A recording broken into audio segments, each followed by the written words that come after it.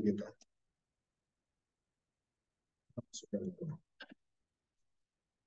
Setelah lewat beberapa waktu, kami berada kembali dalam pusaran orbit serta lingkaran tujuan yang utama. Dari seluruh perjanjian lama, dari kitab Kejadian sampai Maliaki, biarlah Engkau bertahta dari setiap ayat ke ayat, setiap pasal ke pasal, dan setiap buku ke buku. Tuhan, kami tahu semua menceritakan, menyaksikan tentang namamu, nama anak Allah, anak manusia yang dinantikan oleh Adam, dinantikan oleh Nuh, dinantikan oleh Abraham, dan oleh Ishak, Yakub, seluruh bangsa Israel, dan kami semua gereja Tuhan. Biarlah kami tidak kehilangan satu arah, sehingga seluruh hidup kami benar-benar terarah kepada kemuliaan Tuhan. Kami hari ini belajar dari kitab Mazmur pada bagian seri Kristus dalam kitab Mazmur ini. Tuhan pimpin kami supaya kami bisa menikmatinya, bukan hanya bertujuan kepada mengenal akan Allah, tetapi juga bertujuan untuk mengenal manusia yang baru, manusia yang sempurna di dalam Kristus, sehingga kemuliaan Allah akan diagungkan selama-lamanya. Terima kasih Bapa, berkatilah kami hari ini. Biarlah Roh Tuhan menuntun kami dan memberikan satu kekuatan, satu kehausan akan firman Tuhan, satu pengetahuan akan Kristus penggenap segala sesuatu yang ada dalam seluruh hidup kami, dan segala yang tertulis dalam seluruh kitab suci. Di dalam nama Tuhan kami Yesus Kristus, kami serahkan hati kami. Amin. Ya, kita akan membuka Mazmur pasal 8 ya. Mazmur pasal 8 ini disebut sebagai Mazmur Mesianik. Jadi ada beberapa Mazmur Mesianik itu dalam kitab Mazmur ya. Itu ada beberapa nomor atau pasal kita namanya. Nomor 2, nomor 8, nomor 16, 22, nah itu sering dipakai waktu penyalipan. Eli-eli masa petani gitu kan. 40, 45, 68, 69 sampai 119. Sorry, 118. Nah, sore ini adalah menuju dan menyaksikan langsung direct ya kepada kemesiasan Kristus. Ada orang yang bertanya dan juga para ahli kitab pada perjanjian lama, seringkali kalau kita ketemu baik itu pengajar di dalam sekolah teologi, mereka tidak berani mengatakan bahwa kitab Mazmur itu menceritakan, seluruh kitab itu menceritakan tentang Kristus. Hanya beberapa bagian saja yang dikutip itu yang menceritakan Kristus, yang lain tidak. Nah, saudara, saya katakan sekali lagi, sesuai dengan apa yang dikatakan Tuhan Yesus sendiri di dalam Lukas pasal 22 dan 24 ayat 37 sampai 39, ayat 44 sampai 45, jelas Tuhan Yesus mengatakan bahwa seluruh kitab suci itu berbicara, menyaksikan, dan menuju kepada Aku. Seluruh kitab suci, baik itu mulai dari Mazmur, kitab nabi-nabi, kitab Taurat, dan seluruh kitab yang ada. Dan yang mengatakan siapa?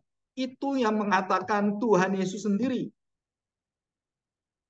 Dan satu kekuatan yang luar biasa dari reformasi adalah mimbar reformasi pertama kali itu diangkat, yaitu seri kitab Mazmur. Yang kedua adalah kitab Roma. Jadi Martin Luther itu berkhotbah kitab Mazmur. Bertahun-tahun dia berkhotbah ini. Hanya kitab Mazmur. Jadi kalau dikatakan orang Protestan nggak ngerti pujian, salah besar. Karena Martin Luther itu mengeksposisi, menggarap, dan mengkhotbahkan serta mengajarkan kitab Mazmur ini dengan seluruh yang ada, pengajaran-pengajaran, dan itu begitu istimewa. Jadi itu masa-masa yang sulit sekali. Tapi Martin Luther melakukan itu. Dan ini adalah satu kekuatan bahwa Mazmur adalah puncak dari pujian sukacita orang percaya yang memuji kemuliaan Allah sebagai pencipta. Nah, saudara, referensi yang ada dalam kitab Mazmur pasal 8 ini itu ada 3 referensi. Sebenarnya ada 4 ya. Yang secara langsung menunjuk adalah Ibrani pasal 2 ayat 8, Matius pasal 21 ayat 16, dan 1 Korintus 15 ayat 27. Kalau kita lihat, coba kita lihat di dalam kitab suci kita, Mazmur pasal 8, manusia hina sebagai makhluk mulia. Judulnya ya, tentang kemanusiaan, antropologi. Saudara, di situ ayat yang kedua ada bintang. Ayat kedua ada bintang. Setelah ayat itu selesai, itu ada bintangnya. Nah, saudara tunjuk bintang itu, saudara tekan gitu kan, dia keluar. Matius 21 ayat 16 di dalam perjanjian baru. Yang mengatakan demikian. Lalu mereka berkata kepada Tuhan Yesus, engkau dengar apa yang dikatakan anak-anak ini? Kata Yesus pada mereka, aku dengar. Belum pernah kamu membaca dari mulut bayi-bayi dan dari anak-anak menyusu, engkau telah menyediakan puji-pujian. Jadi ini Mazmur pasal 8 ini dikutip oleh Tuhan Yesus langsung. Berarti penting sekali. Jadi ini bukan cuman ya tujuannya Tuhan Yesus bukan hanya telosnya, Christolocentrism, bukan hanya itu, tetapi juga senternya, puncaknya, dan kekuatannya, pengendapannya adalah pribadi Tuhan Yesus. Jadi pasal 8 ini menceritakan kemuliaan Allah di dalam penciptaan dan khususnya manusia, dan manusia kemudian jatuh dalam dosa, dan Tuhan memuliakan lagi manusia dengan apa? Dengan dia menjadi manusia, dan kemuliaan itu akhirnya sempurna. Jadi ujungnya kemana ini semua? Kepada Kristus. Jadi bukan kepada Daud, bukan kepada manusia yang seperti kita. Bukan, karena kita jatuh dalam dosa. Walaupun dalam pasal 8 tidak dikatakan tentang jatuhnya dalam dosa. Nah, saudara, di sini dikutip. Nah, saudara, ini berkaitan, Matius 21 adalah berkaitan dengan Tuhan Yesus dimusuhi oleh ahli Taurat dan orang-orang ahli Farisi. Ya, orang Farisi. Jadi Tuhan Yesus mengatakan mulut bayi-bayi itu adalah dirinya sebagai anak yang taat, dan orang-orang yang mengikut dia juga adalah orang yang lemah. Tidak punya kekuatan. Seperti bangsa Israel melawan bangsa-bangsa Kanaan, suku Yebus, terus kemudian bangsa bagian di sana, Hewi, dan banyak sekali bangsa-bangsa Kanaan. Dan dikatakan oleh firman Tuhan bahwa setiap peperangan Tuhan menaruh, surah ini ditulis dalam Alkitab, Tuhan menaruh malaikatnya itu di depan bangsa Israel. Jadi bukan bangsa Israel yang berperang, malaikat Tuhan yang berperang di sana. Kenapa? Karena bangsa Israel nggak mungkin bisa menang, mereka lemah, mereka nggak punya senjata, mereka besar-besar bangsa Kanaan. Ya, ini Matius 21 artinya bahwa mulut-mulut bayi itu melambangkan kepada orang-orang yang lemah sekali, yang hina, itu dimuliakan, diberi kekuatan oleh Tuhan, dan bisa mengalahkan orang-orang yang sombong, musuh-musuhnya. Nah, itu ada dalam Mazmur. Jadi ini dua perbandingan ya. Jadi anak bayi yang lemah, yang menyusu, dan dari mulutnya Tuhan memberikan kekuatan dan pujian-pujian rasa syukur. Dan itu arti daripada Mazmur ini. Dan juga dalam 1 Korintus pasal 15 ayat 27. Nah, saudara, kita lihat yang lain ya. Kita lihat pasal 8 ayat yang keempat yang ada bintangnya. Demikian. Ya, apakah gerangan manusia sehingga dia kau anggap agung dan kau perhatikan dan kau datangi setiap pagi dan kau uji setiap saat. Luar biasa kan manusia. Jadi manusia dikatakan siapakah engkau? Siapakah gerangan anak manusia? Sehingga engkau menempatkan dia menjadi kemuliaanmu di atas segala ciptaanmu. Saudara, ini jelas sekali bahwa di sini ada ketentuan hal seperti ini. Terus kemudian pasal 8 ayat 6. Ya. Sorry, ini loncat. Pasal 8, Mazmur pasal 8, ayat yang ke-6. Saudara, dikatakan di sini, sebab segala sesuatu telah ditaklukkannya di bawah kakinya, tetapi kalau dikatakan bahwa segala sesuatu telah ditaklukkan di bawah kakinya, maka teranglah bahwa ia sendiri yang telah menaklukkan segala sesuatu di bawah kaki Kristus itu tidak termasuk di dalamnya. Ya, jadi anak manusia itu tidak termasuk. Nah, saudara, kita melihat ini. Sekarang kita membaca dari ayat yang pertama. Coba kita perhatikan ya. Perhatikan baik-baik. Untuk pemimpin biduan menurut lagu Gitit. Nah, saudara, ini lagu adalah lagu yang dinyanyikan diiringi dengan harpa. Disebut sebagai iringan harpa bermelodi, berritem melodi, namanya Gitit. Nah, sampai sekarang Gitit itu apa? Itu masih misteri. Kemungkinan besar seperti bangsa Israel yang pentatonik. Tapi ada satu lagu yang khusus yang dibuat oleh Daud dan kemudian dia aransemen. Nah, dia menyanyikan lagu itu, bagaimana aransemennya? Itu sampai sekarang belum ada catatannya. Ya, banyak sekali masuk di sini. Beberapa memang ada yang diwariskan, tapi lagu Gitit ini orang nggak tahu. Seperti kayak kita, seperti lagu dangdut gitu kan. Jadi seperti lagu ya Melayu gitu kan. Nah itu lagu gitit. Itu istilah. Kalau Amerika mungkin kalau zaman modern itu big dance gitu kan. Nah itu kan ada nadanya, ada ritmenya, ada kekuatan untuk apa itu yang dinamakan soul-nya gitu kan, jiwanya. Nah, sore itu lagu gitit itu jenis itu. Nah, kita tidak bahas tentang lagu-lagu ya, tidak bahas tentang Mazmur berkaitan dengan lagu pujian ini. Tetapi saudara ini dinyanyikan dengan harpa dan harpa itu adalah membutuhkan kelembutan untuk memainkannya. Jadi seorang yang memainkan harpa itu jarang laki-laki main harpa. Coba semua pemain harpa banyak lakinya. Betul kan? Pemain harpa perempuan atau laki? Perempuan. Kenapa perempuan? Itu lagu gitit. Jadi kelemah lembutan, dan kalau kita lihat harpa itu kan kokoh, kencang gitu kan.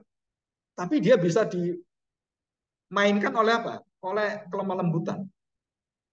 Dan itu sangat indah. Ya, laki-laki bisa nggak? Bisa, saya percaya bisa.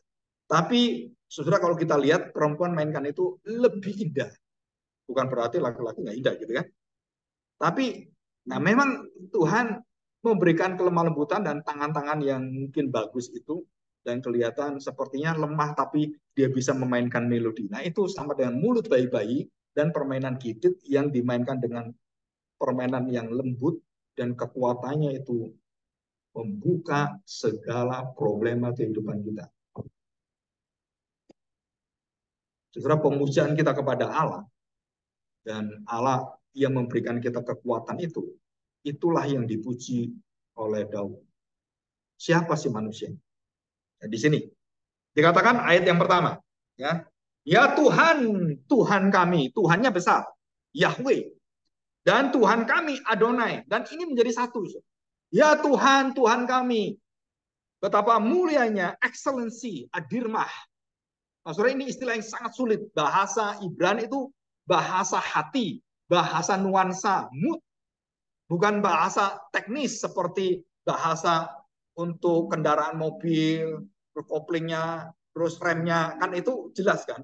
Tapi ini nuansa relasi hati, dan dikatakan di sini, excellency itu bukan hanya bagus, bukan hanya menakjubkan, tapi nggak tertandingi, nggak bisa dibandingkan dengan siapapun. Itu namanya excellency. Nah, seorang bapak gereja namanya Jonathan Edwards mempunyai satu tulisan yang dia tuliskan dengan bagus sekali, adalah excellency of God in excellency of Christ. Saudara, itu kenapa dia kaitkan dengan Kristus? Karena kita bisa melihatnya dalam Kristus, excellency of God.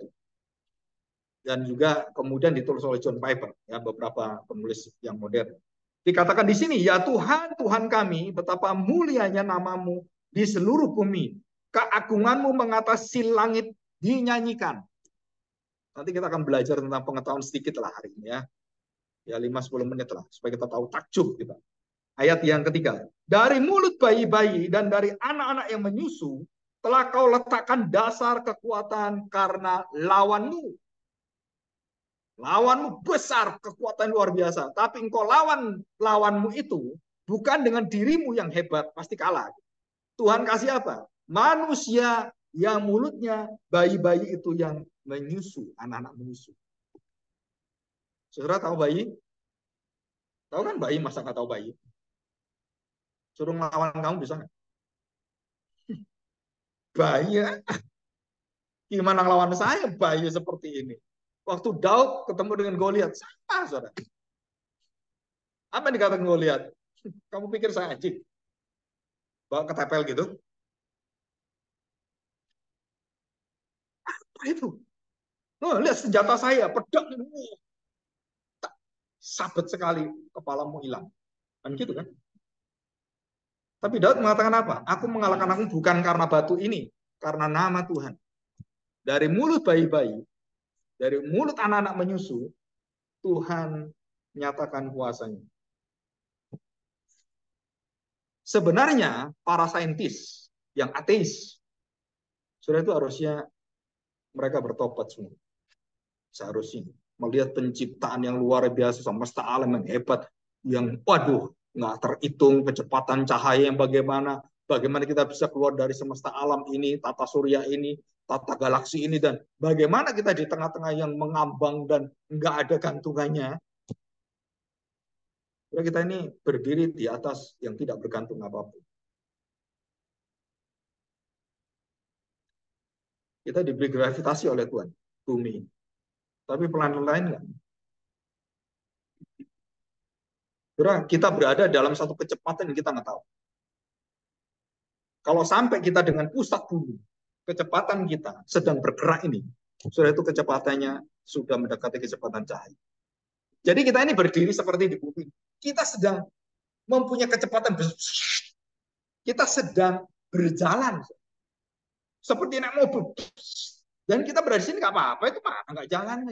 Ya, karena kamu nggak tahu, pengetahuanmu nggak tahu, terbatas. Tapi setelah manusia menemukan bintang galaksi, kemudian Andromeda, dan kemudian black hole itu, baru kita tahu, oh kita ini berputarnya bukan cuma dengan matahari. Matahari juga berputar, kita berputar, mutari apa ini? Mutari semua tatanan dan galaksi dengan satu mutari. Mutari apa? Mutari yang semuanya itu ada pusatnya. Jadi kecepatannya itu mendekati kecepatan cahaya. Saudara bayangkan kalau pesawat udara itu di atas 1.000 kecepatan suara. Kecepatan cahaya itu 1 juta kecepatan cahaya itu. Jadi 1 detik kecepatan cahaya itu mengitari bumi ini dengan sekejap. Bumi yang besar ini dengan kecepatan cahaya sekejap. Dan itu pun kita bisa keluar dari tata galaksi kita, bumi galaksi ini. Saudara itu berpuluh-puluh, beratus-ratus tahun dengan kecepatan cahaya. Nah, kalau kita naik sepeda gimana? Nyampe-nyampe ya. Bagaimana manusia bisa menuju ke surga? Sedangkan yang di sini aja kita nggak bisa keluar. Sedangkan perjalanan kita keliling-keliling ke dunia, senang-senang kemana-mana. Sampai kapan kamu mau senang-senang? Orang yang meluangkan waktu untuk refreshing, yang tidak tahu refreshing bersama dengan Tuhan, itu mati konyol semua. Oh, saya senang ke Nepal, oh saya senang ke Himalaya, oh saya senang ke Jepang, oh saya senang. Surat ikuti aja semua sampai kemana, mati sendiri kita. Karena kepuasan itu nggak ada ujungnya. Tapi kalau kamu bersama dengan Tuhan, rest in Christ, rest in God, bukan rest in peace ya. Rip itu kan, rest in God, Rick. Saudara, wah saudara itu sukacitanya luar biasa. Saudara nggak kepingin lagi ke, wah bagaimana Fujiyama. Karena kamu tahu keindahan surga dalam hatimu. Kamu nggak akan kemana-mana. Karena tahu bersama dengan Tuhan. Kalau kamu tahu rahasia ini, para hamba Tuhan, para tokoh reformator, orang Puritan yang sudah menemukan hadirat Tuhan, nggak ingin kemana-mana. Kenapa? Dia sudah menikmati hadirat surga yang luar biasa, nggak tertandingi dengan, oh kamu nyatakan, nggak tertandingi, nanti kita lihat ini. Tuhan menciptakan semesta alam supaya manusia lihat, oh ada Tuhan. Supaya mereka sadar betul bahwa Tuhan itu menunjukkan kemuliaannya, excellency-nya di semesta alam ini. Tapi, saudara, kamu dimuliakan bukan karena semesta alam. Kamu dimuliakan karena aku hadir dalam jiwamu, rohmu. Aku menciptakan engkau dengan rohku. Itu artinya. Oke, kita lihat. Saudara, kita lihat. Ayat yang kedua tadi ya. Perhatikan. Dari mulut bayi-bayi dan anak-anak yang menyusu telah kau letakkan dasar kekuatan karena lawanmu untuk membungkamkan musuh dan pendendam. 3. Jika aku melihat langitmu buatan jarimu, bulan dan bintang-bintang yang kau tempatkan, apakah manusia? Saudara lihat bintang besar yang gak terbatas itu. Apakah manusia yang cuman mulut bayi, yang cuman manusia yang lemah ini, yang dikatakan oleh Daud seperti ular, menjijikkan itu, penuh dosa itu. Sudah dikatakan di sini, apakah manusia? Bukan siapakah manusia. Saudara. Apakah manusia? Apa sih bahannya saya itu lebih hebat daripada semua ciptaan Tuhan? Tangan saya, cakar saya dibanding dengan cakar singa, kuatan singa, betul kan? Tubuh saya bandingkan dengan tubuh gorila, kuatan gorila. Tahan mana kamu di hutan? Gorila nggak pernah pakai baju, telanjang terus. Coba kamu nggak pakai baju di tengah hutan, masuk angin, tau nggak? Iya kan? Saudara, kalau dari tubuh dari semua, kita ini paling lemah loh. Ya, kita akan lihat otaknya binatang-binatang besar dengan otak manusia. Volumenya seberapa besar. Oke, kita lanjutkan. Apakah anak manusia sehingga engkau mengindahkannya? Saudara, tadi ada dua perkataan yang penting. Mengingatnya dan mengindahkannya. Mengindahkannya itu artinya memuliakannya. Menempatkannya di tempat yang menjadi keindahanmu. Ayat yang ke-8. Namun engkau telah, ayat ke-5. Namun engkau telah membuatnya hampir sama seperti Allah. Hampir sama seperti Allah. Dan telah memahkotainya dengan kemuliaan dan hormat. Engkau membuat dia manusia berkuasa atas buatan tanganmu. Segala-galanya kau letakkan di bawah kakinya. Kaki siapa? Manusia, diperintah oleh manusia. Seluruh ciptaan alam semesta ini, saudara, dulu diperintah oleh Adam dan Hawa. Dikendalikan, dikontrol, diatur oleh Adam dan Hawa. Berapa hebatnya otaknya Adam dan Hawa, kemampuannya bisa mengatur seluruh binatang-binatang yang ada di dalam seluruh ciptaan itu. Bukan hanya binatang, termasuk pohon-pohon semuanya. Setelah ini, saya kadang-kadang ingin tahu, Adam itu IQ-nya seberapa hebat sih? Betul ya? Pernah tes IQ nggak? Kita paling banyak 140 gitu kan. Einstein 190 gitu kan. Tesla seperti yang menemukan itu, yang lebih pintar dari Einstein itu 200 berapa gitu. Ada yang sampai 230, ngalah Einstein. Terus saya tanya, nah Adam berapa? Hah? Adam itu gimana otaknya? Kemampuannya luar biasa itu. Bisa ngatur semuanya dan kuasanya dia bagaimana bisa merintah binatang. Sana, sini.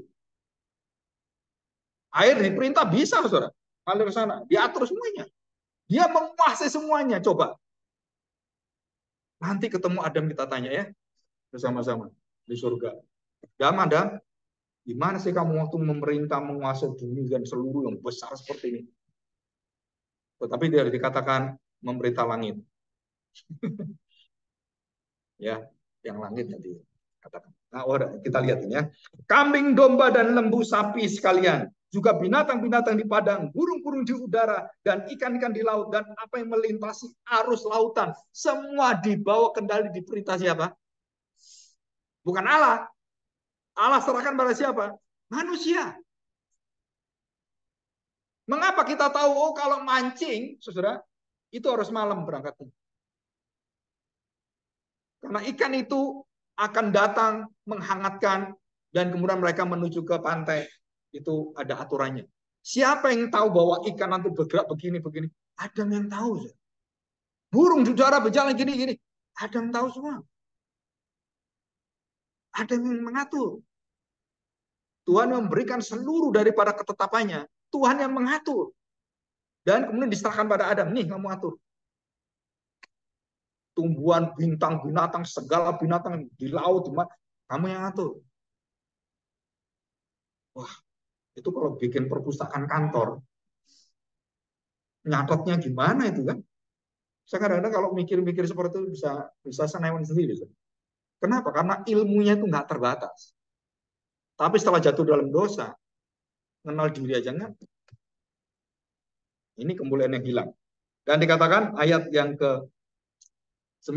Ya Tuhan, Tuhan kami, betapa mulianya namamu di seluruh bumi. Bukan nama Adam, bukan nama manusia. Apakah manusia? Iya, apakah manusia itu? Sehingga engkau mengingatnya, mengindahkannya. Tapi terakhir dikatakan apa?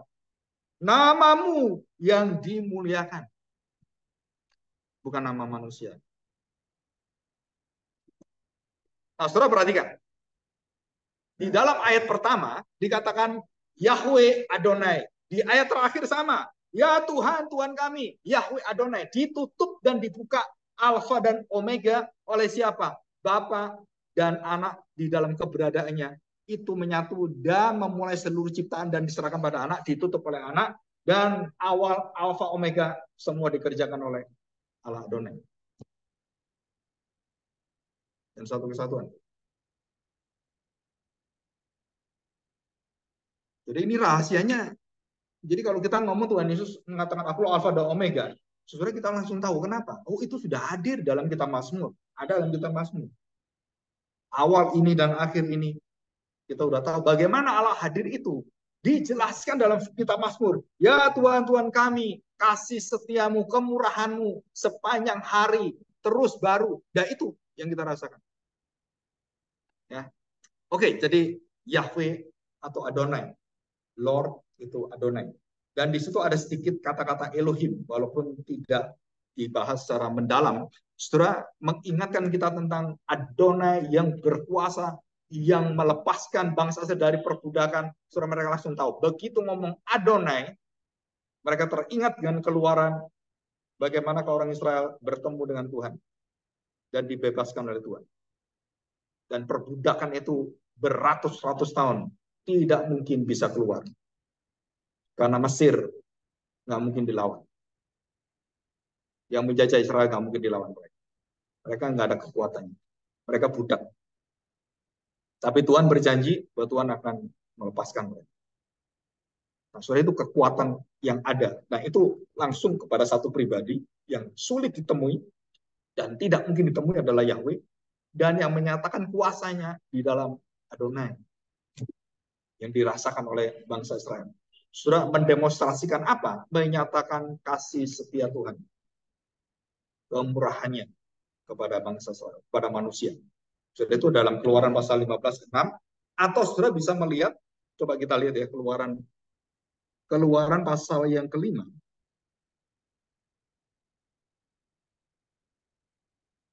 ke-15, sorry. Ayat yang ke-6. Dikatakan demikian, tangan kananmu Tuhan, mulia karena kekuasaanmu. Tangan kananmu Tuhan menghancurkan musuh. Saudara, ini diingatkan kembali bahwa kita itu bisa melewati hari-hari kita, hidup kita. Saudara, itu hanya karena satu pertolongan. Hanya karena pertolongan Tuhan.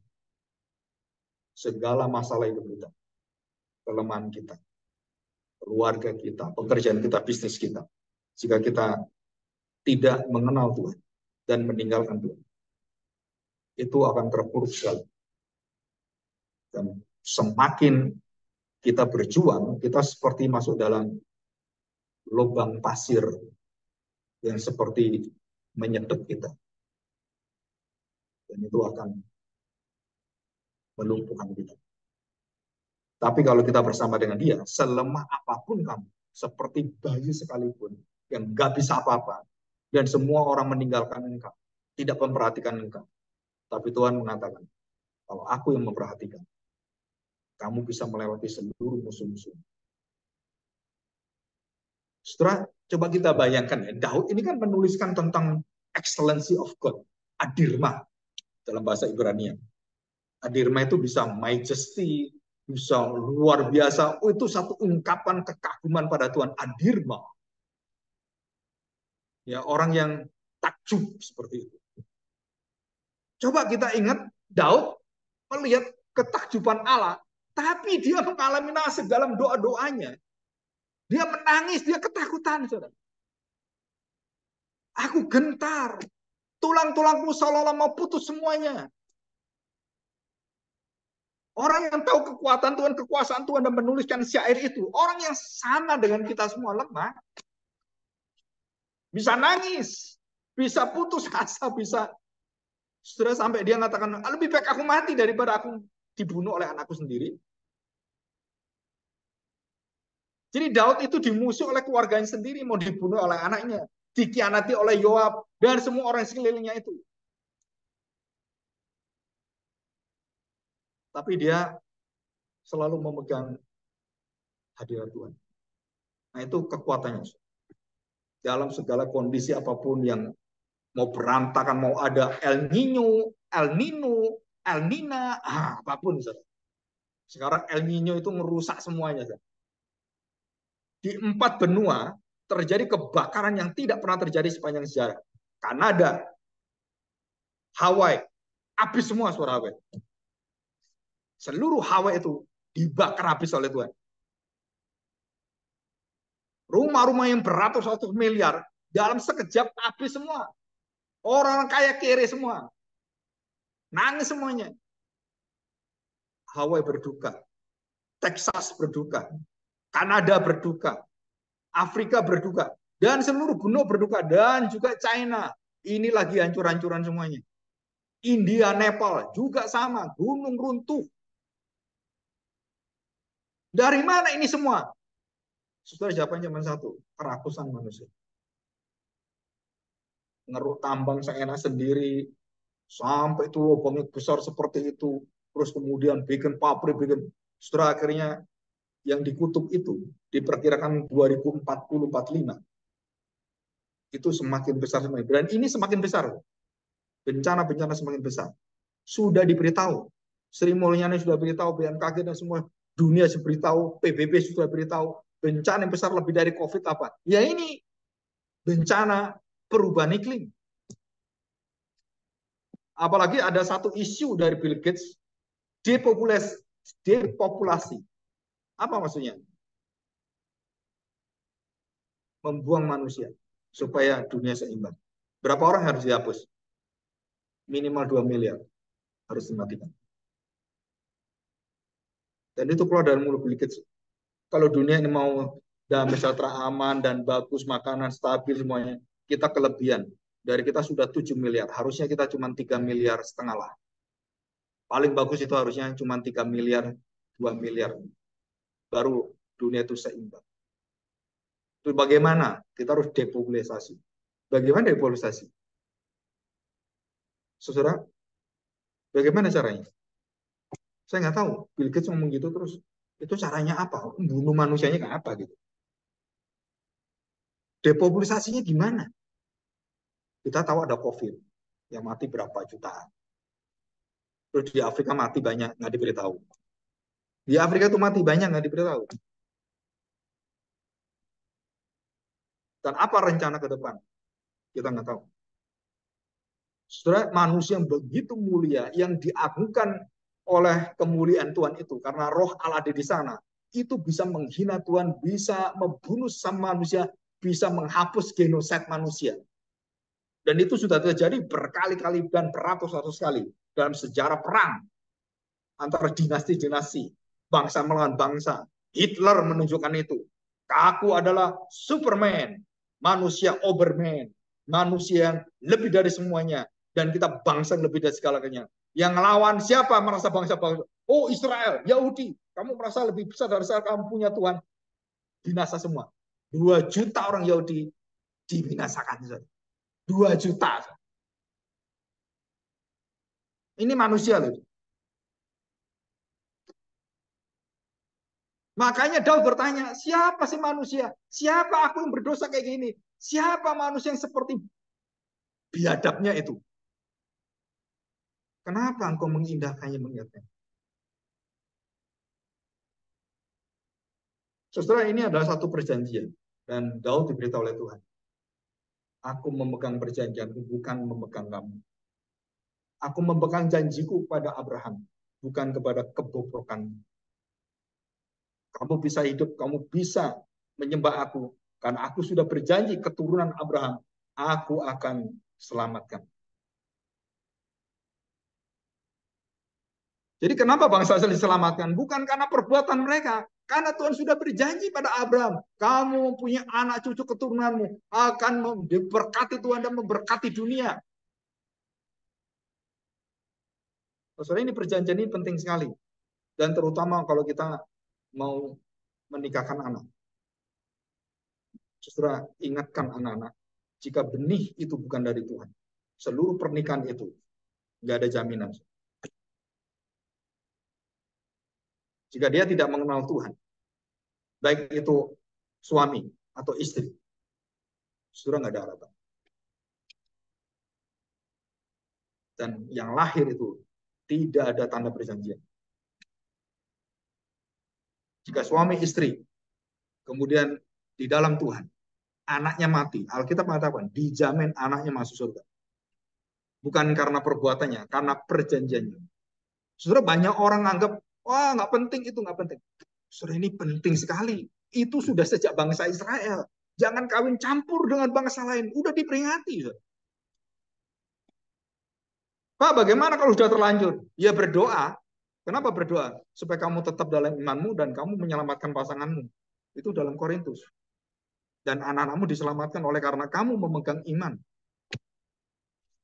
Dan ada jalan baik dari Tuhan, kemurahan Tuhan. Tetapi Tuhan meminta supaya kita harus memegang itu. Kalau enggak gimana Pak? Minta kemurahan Tuhan, doa supaya Tuhan berikan kemurahan. Supaya dibuka hatinya. Nah itu serahkan pada Tuhan. Tapi Alkitab mengajarkan dengan jelas hal seperti itu.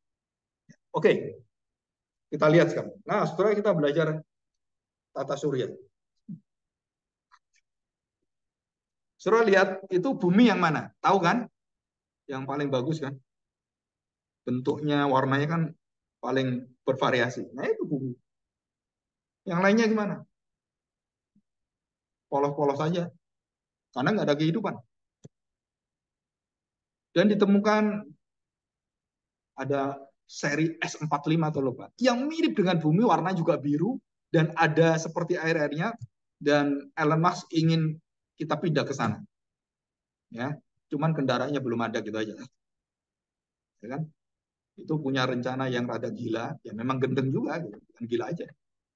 Kalau sudah pindah ke sana, sudah nggak akan bisa Tuhan tarik kembali. Ada dalam kitab Mazmur, kemanapun rohmu menjauhiku, kamu terbang tinggi ke ujung, kamu pasti balik ke bumi. Karena hidupmu di sini, bukan di sana. Dan saya percaya, proyek itu nggak akan jadi. Nggak ada kehidupan di luar bumi. Karena Tuhan mengatakan, bumi diciptakan oleh Tuhan, bukan yang lain. Nah, saudara perhatikan, perbandingan ini. Bumi ini kan, ini kalau dibandingkan dengan yang lain, kelihatannya kan sama. Oh enggak, saudara. Ini bedanya besar sekali. Karena ini ya mungkin karena supaya bisa ketemu semua gitu. Nah bedanya itu seperti ini tuh, bumi yang mana itu kan, Jupiter yang mana itu tadi kelihatan sama kan. Saudara ini kalau dibandingkan dengan planet-planet lain yang seperti matahari bersinar yang terang malam hari, oh ini kecil sekali kayak debu saudara. Yang itu gede sekali saudara. Dan kita nggak ada waktu untuk buka ini, nanti kelas astronomi baru bisa gitu ya.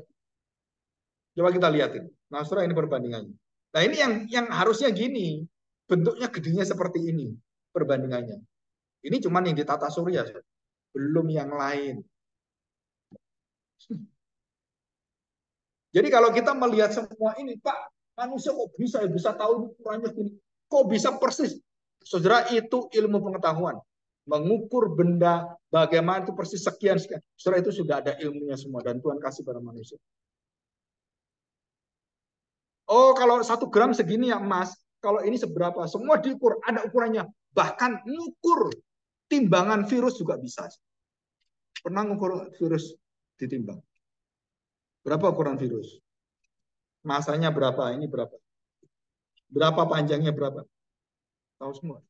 Tapi bukan pakai sentimeter, nggak bisa. Kok itu ribuan bahkan ada yang sampai puluhan ribu jutaan baru kelihatan virus. Dan itu bisa bunuh kamu, tau nggak? Satu virus bisa bunuh manusia. Jangankan ini gede-gede gitu kan. Di dalam tubuh kita dari kita di makro seperti ini, di mikro dalam tubuh kita.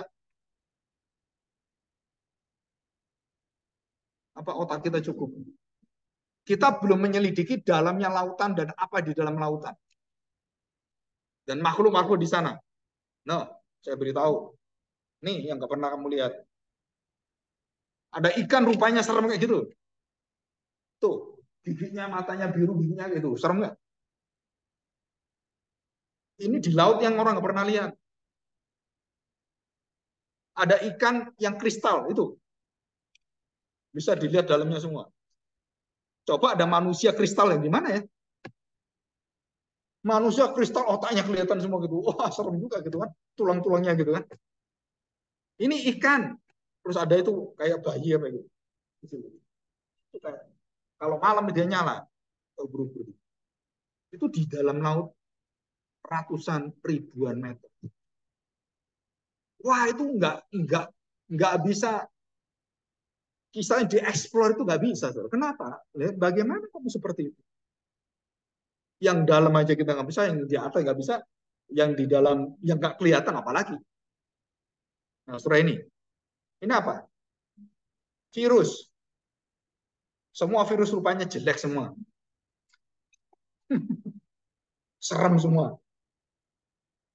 Dan bentuknya itu kayak seperti kanker, virus semua sama, bentuknya jelek semua. Nggak ada virus yang bagus gitu kan. Nggak ada. Tapi kromosom kita indah sekali. Ya, saudara lihat. Nah ini perbandingan otak. Otaknya manusia yang mana? Itu huluk gitu. Itu otaknya apa itu yang di bawah ini? Ini otaknya siapa? Itu seperti serangga dan semuanya. Jerapah dengan manusia paling seperempatnya. Manusia dibanding dengan otaknya itu, ikan yang besar itu. Berapa? Apakah manusia? Siapakah manusia? Sehingga engkau mengingatnya. Nah, saudara, ini adalah bukan virus. Ini adalah aliran yang membuat otak kita bisa berpikir. Hubungan antara elektron-elektron, syaraf-syaraf yang seperjuta kali ada di dalam otak kita. Itu seperti alam semesta. Seperti bintang-bintang di langit. Ini ditemukan setelah abad 19 ke atas. Karena pengetahuan yang luar biasa, dan saudara bisa seperti, jadi nyala. Otak kita ini kamu tidur, itu masih nyala. Listriknya, generatornya jalan terus. Jadi Einstein mengatakan all things vibing atau vibes. Artinya apa? Semua itu bergetar, bergerak, dan berenergi. Dan dia mengatakan, karena dia orang Yahudi, persis seperti roh Allah. Dan waktu turun, bumi berbentuk kosong dan kacau balau, roh itu turun. Dan bergetar, vibes, vibrasi. Dan itulah penciptaan dimulai. Dan seluruh yang ada, sel-sel itu nggak ada sel yang statis. Kehidupan itu bergerak dengan kecepatan luar biasa. Atom juga bergerak. Benar-benar kita lihat, kok nggak bergerak nih? Saudara sudah lihat detailnya, bisa mengikat ini semua. Itu ada energinya. Saya kemarin sering ngepost berapa bulan yang lalu, saudara lihat daun-daun itu, ya, bisa nyanyi nggak? Kan Tuhan katakan seluruh ciptaanku pohon-pohon bersorak-sorak bagi aku. Orang dulu nggak percaya, saudara. Sekarang ada alat yang ditaruh setiap daun bermodel apapun, nadanya lain-lain. Sudah ditemukan sekarang gelombang itu. Jadi kalau ini cocor bebek gitu kan, atau lidah buaya, atau lidah mertua, yang memang mertua tidak berlidah gitu kan, lidah mertua gitu kan. Terus ditempelin alat itu kiri kanan, terus kemudian dimasukkan satu alat dan dibuka. Sudah keluar satu pujiannya. Macam-macam. Jadi orang sekarang baru sadar apa? Loh, berarti tumbuhan ini menyanyi cuma kita nggak dengar.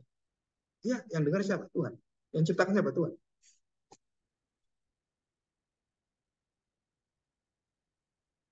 Mulialah namamu. Betapa hebatnya Tuhan. Dan Daud tahu ini.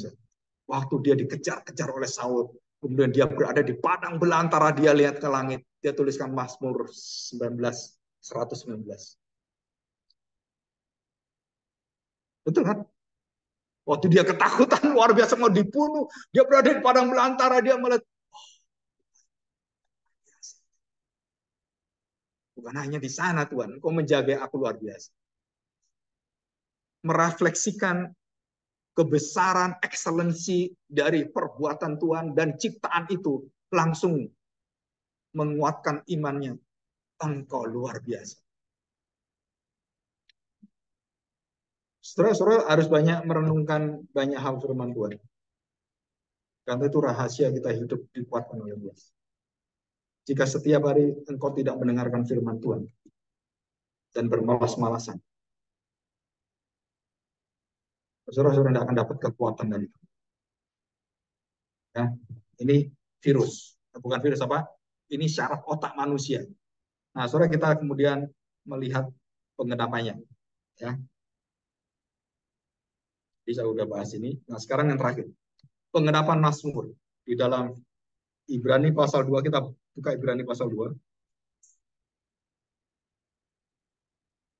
Ayat yang ke-5 dengan judul apa? Yesus pada waktu tertentu seketika lebih rendah daripada malaikat-malaikat. Nah, saudara ya, dikatakan di sini kan dia menjadi manusia. Sebab bukan kepada malaikat-malaikat telah ia taklukkan dunia yang akan datang. Dan kita bicarakan di sini. Jadi malaikat tidak punya hak untuk dipuji disembah manusia. Tapi malaikat melayani manusia, bukan manusia melayani malaikat.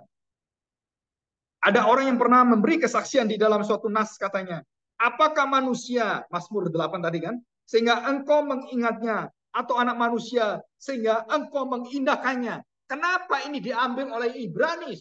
Berkaitan dengan Kristus, yang berkaitan dengan ciptaan yang lebih mulia dari manusia dalam malaikat-malaikat. Kenapa ini diambil? Ini loh rahasianya penggenapan Mazmur pasal 8 itu nggak mungkin bisa dimengerti tanpa adanya Kristus yang ditulis dalam perjanjian baru. Maka orang-orang yang mengatakan bahwa Mazmur 8 itu nggak ada kaitan dengan Kristus. Saudara, saya mengatakan kamu sepandai apapun mengajar teologi, kamu tidak mengerti kemuliaan Allah dan rahasia kebenaran keselamatan dalam Kristus. Walaupun kamu guru teologi, profesor sekalipun. Maka saya bersyukur 4 generasi rektor dari Westminster, dari Poitras, Ayn Duguid, Bailey, dan Don Johnson. 4 rektor yang mungkin hampir 30 tahun, 40 tahun. Mereka kemudian bersama menerbitkan satu buku sebagai pedoman hermeneutiks, tafsiran dengan judul Seeing Christ in All Scriptures. Dan itu pegangan saya. Maka orang kalau mengatakan, wah Bapak itu terlalu Christ center, saya mengatakan, you don't know the excellency of Christ. Karena kamu nggak pernah menikmati itu, kamu nggak bisa masuk di dalamnya. Kamu nggak merasakan betapa luar biasanya. Karena tanpa Kristus, semua rahasia dan perjanjian lama tertutup semuanya dan mati semuanya. Seperti Tuhan katakan, ada selaput Musa di dalam seluruh pikiranmu. Ada selaput yang tidak bisa membuka itu. Dan kamu harus digugurkan itu. Dan Tuhan menggugurkan selaput itu yang ada dalam pikiran para rasul dan teristimewa khususnya Paulus yang memusuh dia. Dan kemudian baru Paulus bertemu dengan Kristus. Semua selaput gugur baru dia melihat kelemahan-kelemahan dia semua. Dan dia menangis. Kenapa menangis?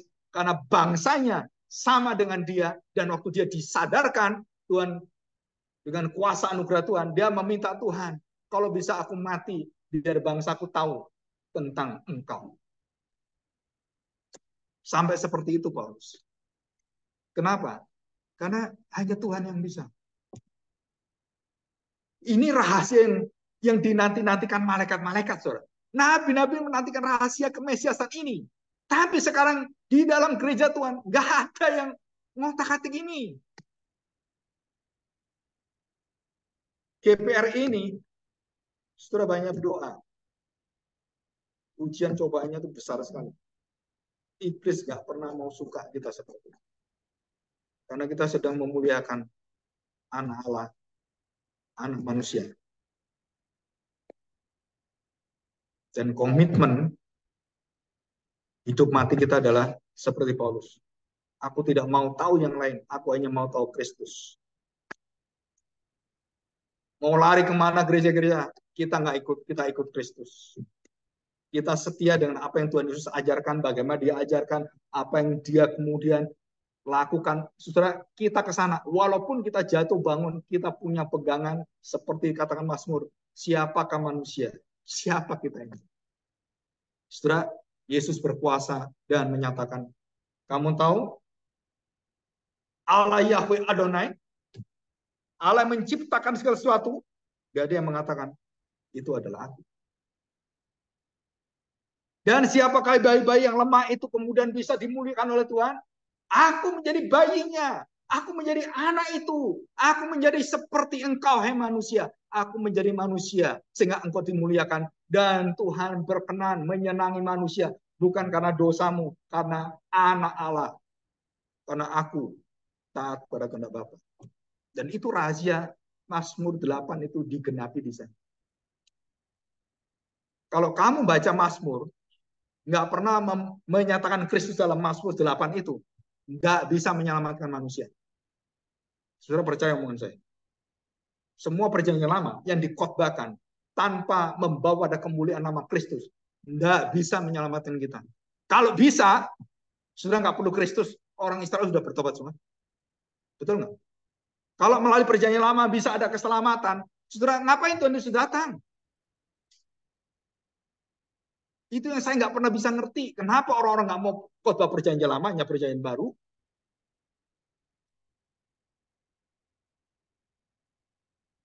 Ya saudara, saya percaya bahwa gereja ke depan itu tambah dekat dengan hari kedatangan Tuhan, itu akan merindukan Christ at the center of church.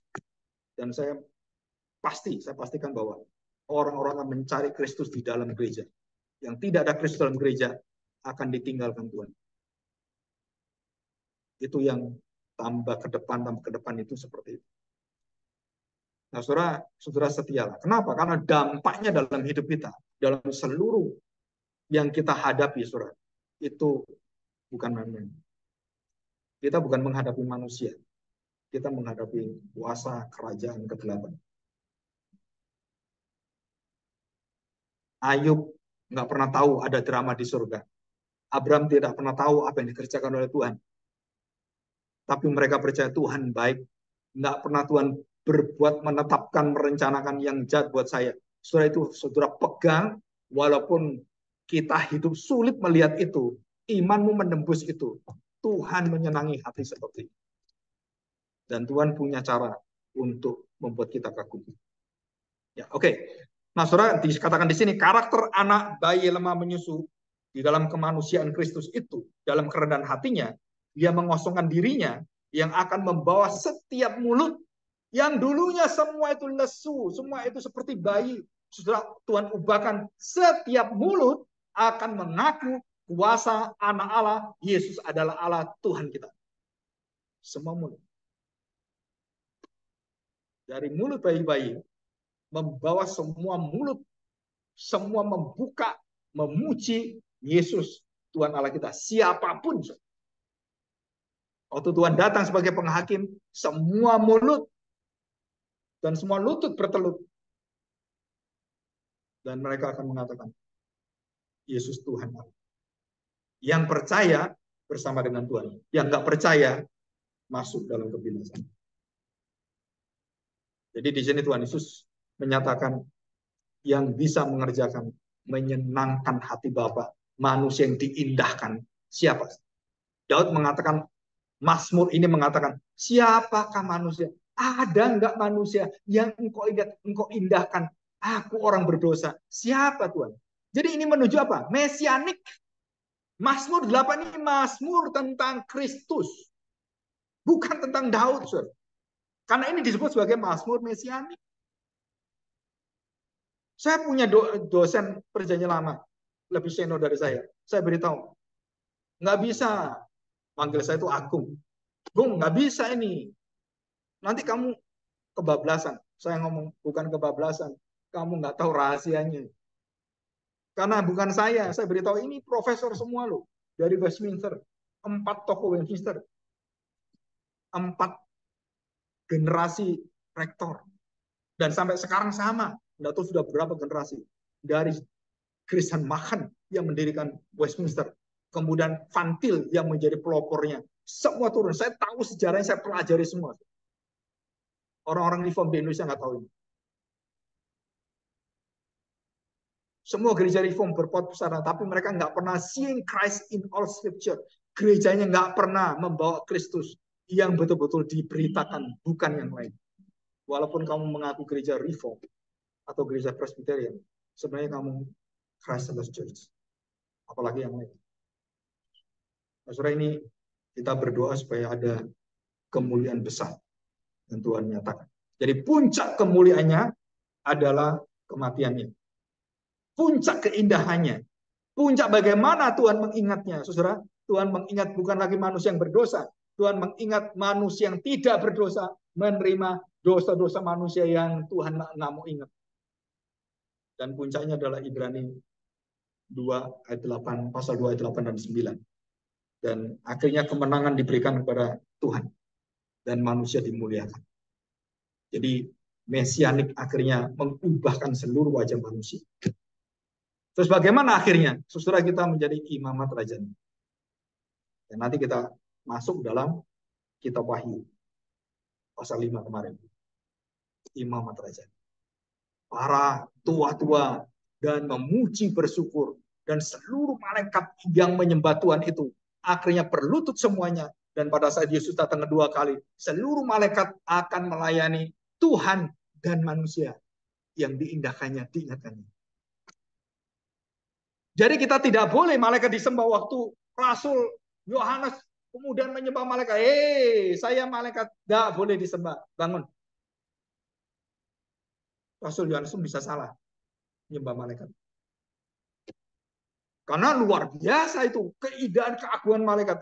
Nggak bisa. Kenapa nggak bisa? Karena Ibrani tuliskan waktu Yesus menjadi manusia seolah-olah dia lebih rendah dari malaikat. Tetapi untuk apa dia direndahkan lebih rendah dari malaikat?